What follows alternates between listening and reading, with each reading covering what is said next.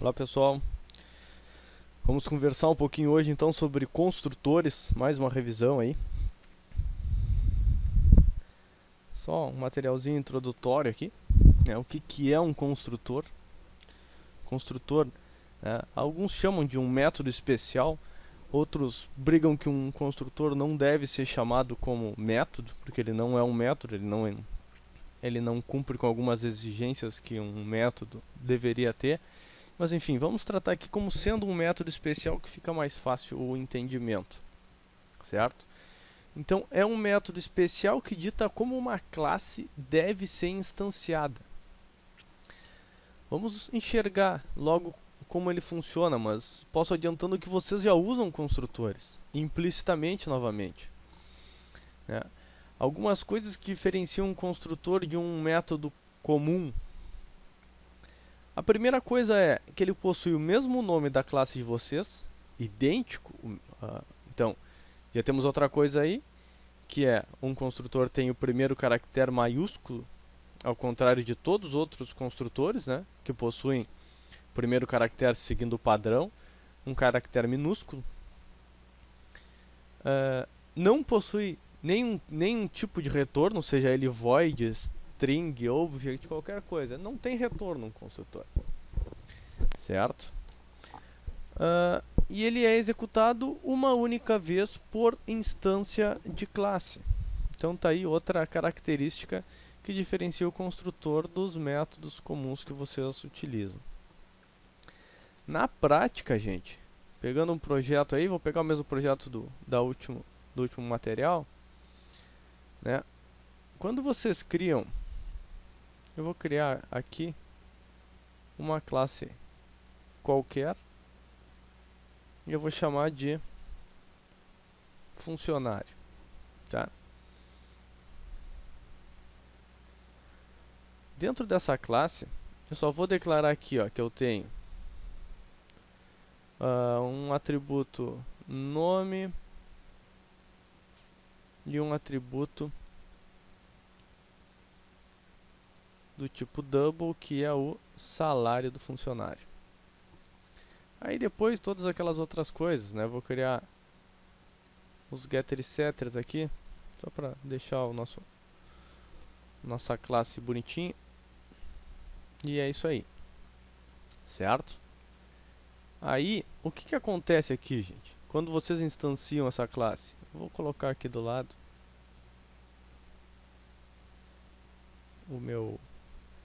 a minha classe que tem o meu método main.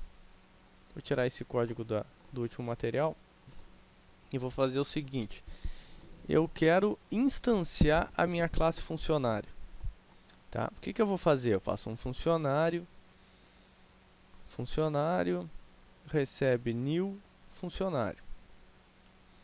Esse aqui é o procedimento padrão para instanciar uma classe, para criar um objeto, enfim. Aí a partir daqui eu posso fazer funcionário, ponto, e acessar os métodos get e set que estão visíveis para a minha classe. Os meus atributos eu não enxergo porque eles são privados. Não é isso que nós vimos nas outras aulas? Pois bem, já vimos que essa chamada new é a chamada que aloca a memória para o nosso objeto, né? E aí ele faz essa chamada new funcionário abre e fecha parêntese.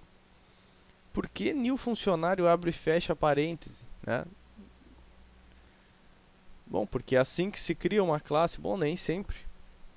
O caso é o seguinte: quando nós não implementamos um construtor nas nossas aplicações, o próprio compilador ele gera um construtor chamado construtor padrão para nós. Esse construtor padrão, observem aqui, ó, ele faz exatamente isso aqui, ó, public. Eu disse para vocês que o construtor não tem retorno e tem o mesmo nome da classe. Então, public funcionário abre e fecha, e é isso aqui. Isso aqui é o construtor padrão que o compilador cria para vocês. Então, essa chamada new funcionário, esse funcionário abre e fecha, nada mais é do que o construtor de vocês. Esse construtor padrão, ele só existe enquanto vocês não implementarem construtor algum. Então, se vocês implementarem um construtor dizendo aqui, ó, entrou no construtor. No momento que vocês fizeram isso, o compilador não mais se envolve com a inserção de um construtor padrão. Aí fica tudo a cargo de vocês. Se eu executar o meu projeto, observem que ele vai apresentar a mensagem de entrou no construtor. A máquina está um pouco cansada aí, mas ela vai responder. Ó, entrou no construtor. Era isso que nós esperávamos, porque essa chamada aqui, ela fez chamada ao meu construtor da classe, certo? E não mais aquele construtor padrão que a gente nem sabia que existia. Isso aqui só pode ser feito uma vez, né? Só na hora de criar, de instanciar minha classe ou criar meu objeto. Eu posso criar construtores. Eu poderia ter alguma coisa assim, ó. Quando alguém criar um funcionário, eu quero que o nome saia por padrão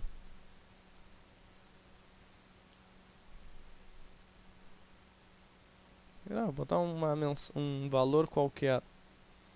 E o salário padrão vai ser um salário de 0. Na verdade, isso já é o padrão do salário, né? Só para a gente ter uma ideia aí. E no momento que eu imprimir o funcionário ponto getNome, o que ele vai imprimir? Ele vai imprimir aguardando, que foi o que o meu construtor setou no nome do meu funcionário. E eu não setei, o construtor padrão que fez isso. Padrão não, desculpe, o construtor que eu implementei. E vocês podem, e é muito interessante, vamos pensar, se o cara está cadastrando um funcionário no sistema, o mínimo que o cara tem que informar, vou criar mais um campo aqui, mais um atributo que eu vou chamar de CPF. Tá? Esse aqui vai ter que ser um string. Ok? O mínimo que o cara tem que informar para cadastrar um funcionário no sistema, vocês vão julgar que é o que? Nome, salário, CPF, as duas coisas. Talvez as duas coisas, talvez as três coisas. Vou só criar o getSet do CPF. Mas vamos julgar que nós precisamos apenas do CPF do indivíduo. Vou chamar aqui, ó, string CPF, tu tens que me dizer. E vocês têm que me dizer, além disso, qual é o salário. O nome depois tu me informa, mas o dado essencial é o CPF do cara. E eu quero saber também o salário. Como eu não tenho mais aquele construtor padrão, já vai me acusar um erro aqui, ó. Olha lá, já foi. Porque está dizendo o seguinte, ó. Construtor funcionário na classe funcionário não pode ser aplicado aos tipos recebidos, né? Por quê? Porque ele requer um string e um double. E o que ele encontrou foi nenhum argumento. Porque eu estou só abrindo e fechando parênteses. Vocês sabem que eu tenho que passar por um método o mesmo número de argumentos que ele tem declarado como número de parâmetros. Então, se o meu construtor tem 2 parâmetros, quando eu vou instanciar minha classe, eu tenho que passar 2 valores para ele. Que pode ser o CPF, deve ser o CPF, então vou botar aqui 014, 035, 510, 33. E além do CPF eu tenho que passar um salário de 2.500, certo? Se eu imprimir o nome, o que que vem?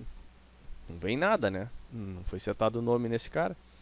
Mas isso aqui é muito importante para vocês forçarem com que quem for trabalhar com a classe de vocês passe, no mínimo, os valores essenciais para que essa classe seja instanciada corretamente. Ou para que as funcionalidades dela funcionem sem problemas, né? O que vocês fazem aqui quando vocês recebem esse CPF pelo construtor? Vamos pensar aqui, ó. Vocês estão recebendo este número e este valor aqui, que é o salário. Ele chega aqui no construtor de vocês, né? Em um primeiro momento, vocês pensariam o quê? CPF recebe CPF, certo? Porque este CPF aqui recebe este aqui. Mas como a gente está usando o mesmo nome no atributo e na nossa variável local, aqui ocorre o fato aquele do sombreamento de campos, lembram? E aí eu tenho que usar a referência dis.cpf recebe o CPF que está vindo aqui. Então, o cara instancia, me passa um valor, eu pego este valor que está aqui, depois aqui, e coloco no meu atributo de classe. O mesmo eu faço com o meu salário, ó. Meu atributo recebe o valor que está vindo no parâmetro do meu construtor. E assim eu forço com que ninguém vai criar funcionário vazio aqui. Quem quiser criar funcionário vai ter que me passar esses valores. O mesmo caso de métodos a gente tem para construtores. Eu posso ter construtores sobrecarregados, que são o mesmo construtor, mas com número de parâmetros diferentes. Então posso dizer, o cara pode me passar o CPF, o salário, e se ele tiver informação, ele pode me passar também o nome, não tenho problema nenhum com relação a isso. Certo? O que eu posso fazer aqui? Isso aqui eu nem mostrei em aula, mas vou mostrar para vocês. Se eu chamar um dis, quem é que eu estou chamando? Estou fazendo uma referência à minha classe. Ele está chamando, ó, dis string CPF double salário. Ele faz uma chamada àquele meu outro construtor lá, a este construtor aqui, certo? Então, se eu tiver alguma validação ali, eu posso simplesmente chamar aquele construtor e está feito o carreto aí. Além disso, eu tenho o nome, que eu vou fazer dis.nome recebe nome. Mesma coisa, né? Nada de diferente. Aí, pessoal, uma coisa que nós trabalhamos em aula e vamos revisar aqui é o seguinte, ó. Vamos dizer que eu queira aqui, ó, fazer uma validação de salário, né? Porque o que pode acontecer aqui? E se o cara me seta um salário aqui menos 1000, né? E eu tentar imprimir o salário, o que sai aqui? Menos 1000. Pô, isso é absurdo, né? Como é que o cara vai ganhar menos R$1000? Vamos pensar o seguinte, então, vamos fazer uma validação. Dis.salário recebe. Aí nós vimos o condicional ternário, vamos usar ele aqui. Se o salário for maior do que 0 e salário, vamos colocar um valor máximo de salário aqui, né, R$30.000. Então, se for maior do que 0 e menor do que R$30.000, eu vou considerar que isso aqui é um valor consistente para a minha aplicação. E eu vou dizer que o dis.salário aqui recebe o salário. Caso contrário, o dis.salário vai receber 0. Vai ser o nosso valor que vai considerar como um valor inconsistente a ser inserido. Depois, futuramente, vocês vão usar tratamentos de exceções que pode melhorar ainda mais essa validação de vocês. Isso vocês podem fazer para todos os campos, né? CPF aqui, dis.cpf, um CPF tem que ter 3, 6, 9, 10, 11, 12, 13, 14 dígitos. Um CPF válido tem isso. Então vocês podem fazer o mesmo tipo de validação, né? Vamos fazer aqui, ó, 7 CPF, CPF ponto length, eu pego o tamanho, o comprimento da minha string.